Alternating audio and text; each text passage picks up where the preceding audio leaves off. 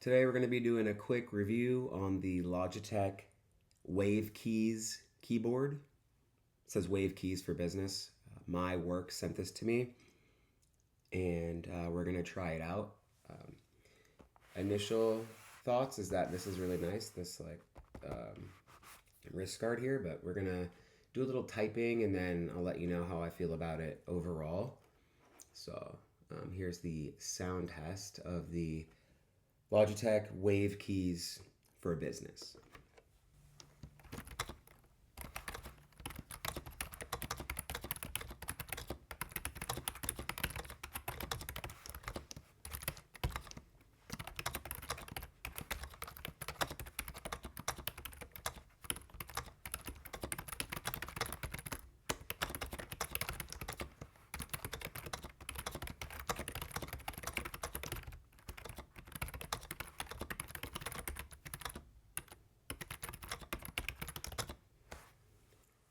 So, initial reaction is that it feels super cheap. Like it's a $65 keyboard and it feels like it could just be whatever, a regular $15 keyboard that gets sent with your PC at work or whatever.